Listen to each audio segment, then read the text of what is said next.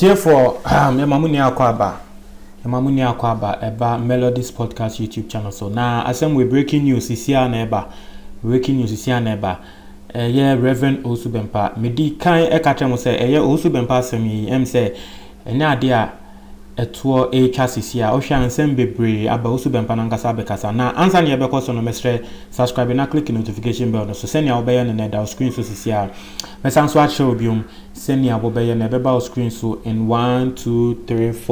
4 da screen so sisia mesre subscribe na click notification bell no so my na latest news be about wonsa aka na yentia nkomo ne so a national security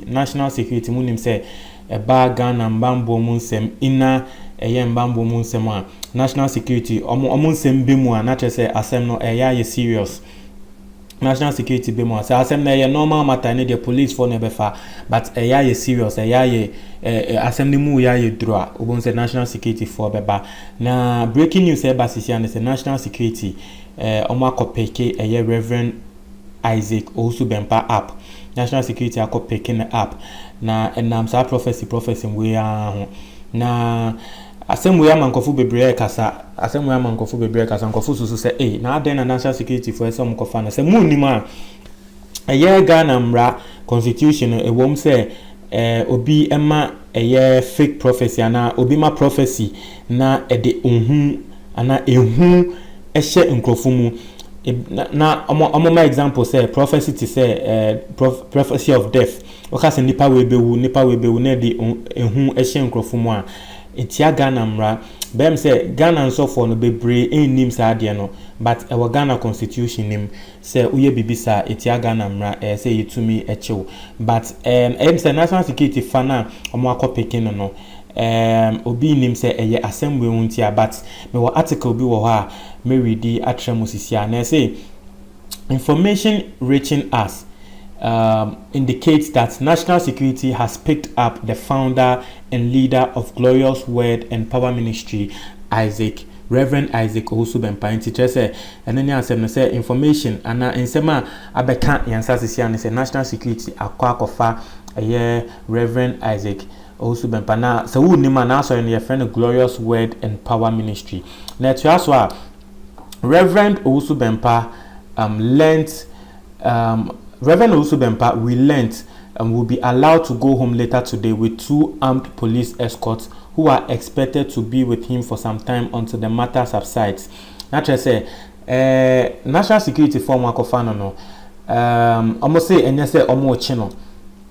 almost say enye say omo che Osubempa na emso no ane ho ban bonti eno makofano fi say omo nyantie say nkofo bi person omo kun no say wokaya me the video be bro a branch here be a ofrinima or see or no by the end of this month no obekwa kokun Reverend Osubempa na owie no me sanso the video be bremo a Osubempa na ebeka say onu onim say NDC 4 na eta echi na sorry na omukọ say nyama no so onu de onim say NDC 4 na nyamekra atra ne say NDC omasuma obi every northern region say ombra no mbekun Reverend Osubempa na sa nipa no ote hotel kese bi mu wo Accra ha sei sa na Osubempa kan say utie audio na me botre mu anopa na sa no kan tem say ene hunti na national security fan na enye say asem no kan ni tiamra enye sa na we amankofo bebre kasa afa asem we ho enkofo ka say ezan say Reverend Osubempa onim president ni nti no we na ekoso amano na yentia article ne so I say the youth who had planned to attack him personally were annoyed by the fact that their leader, one Baba Sala, was detained by the police after he himself walked to the police station. And teacher say assembly say mokai omoko say Reverend Osubempa omoko say nyama e wona asori mu ho no nipa odesa nkrofo ne koye no your friend Baba Sala na say police for omoko say sa sorry nyama ne wie no ensem eba say police for hwehwe omo na Baba Sala na nkasa ono ankasa ode ne ho ekọ police for ne ho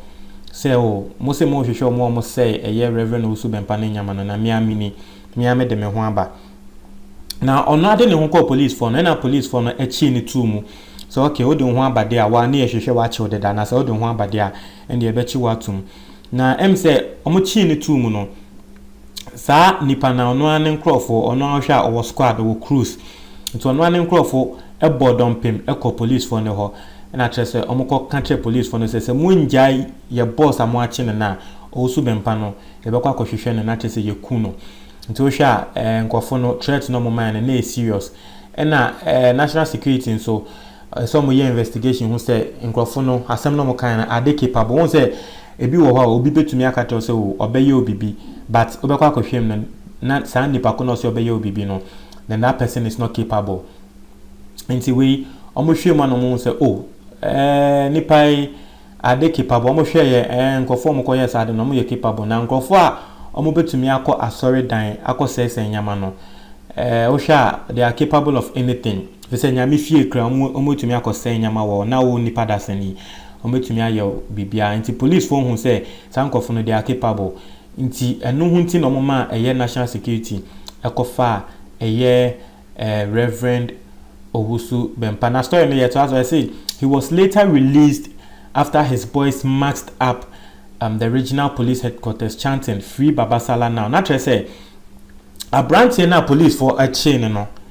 A branch na police for a chain no. Then crow for no. Omoko police headquarters or regional police headquarters. And omoko ye did say mo inja ye nipa na yebekwa koku Owusu Bempah na mo inja ye nipa na sisi na nkrofo no mo doso na dede a omo ye ene nyamo mo kita na mse police no kra omo shuro ye nti ehwa na police no omo jai omo boss ni mu na ase mu nkofo bebrebe ka se na Ghana police pa se obi nti se obi ekorobe na se mo chi no na ono so ne nkrofo eba no mu kitakita etu no mu be dede atrese mo be jai san nipa na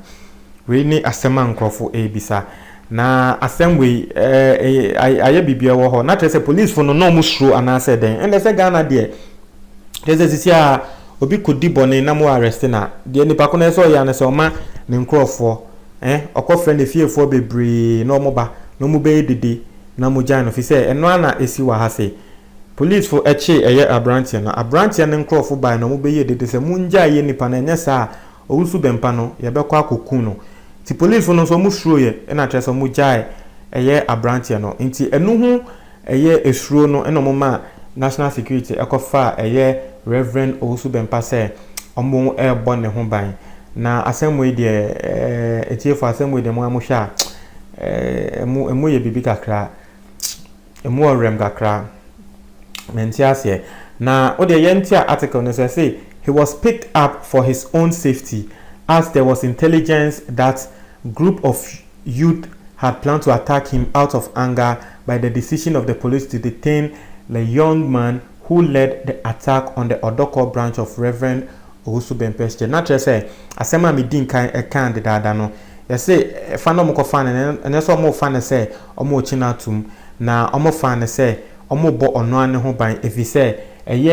omo kobo dompim ekogu police for ho eka say omo njai omo boss no omo kan say omo bekwa akọ atake Reverend Owusu Bempah na police for no hu say ngofo we de se ne omo ni abra omo ye wa na tre say omo betumi aye bibi science no say ye jai omo boss no na yema national security ekofa Reverend Owusu Bempah na tie for asemwe die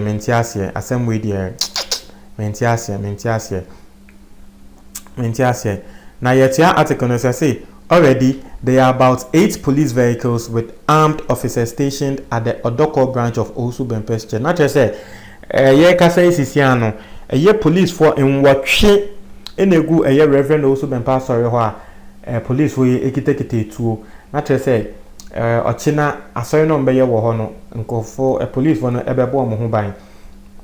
police for nwatwe omo kitakete tuo omo wo Owusu Bempah sorry ho na etuaso I say I blame NDC not Muslims. Naturally say story amede bremo anopa no Owusu Bempah so ono de oyobia wako Amadia school na onim nkremofo senia omote na ade na esi wona asori no enye nkremofo na na NDC fobi na ye no mo hye da de hye nkremofo na nye nkremofo oni asema Reverend Owusu Bempah eka. To as I say, Reverend Owusu Bempah in his first interview has stated clearly that those who attacked his church are not Muslims. He claimed the opposition NDC mobilized the irate youth to vandalize his church after an assassination attempt on his life. Not just say NDC for nankasa no NDC for nankasa no omo yomaje so mbeku no nanso ankosiaga nti eno ho tan na just omo de bese na so nti tie for ene ni asema eda ho sisi a tre wadwen ewo we ho medase.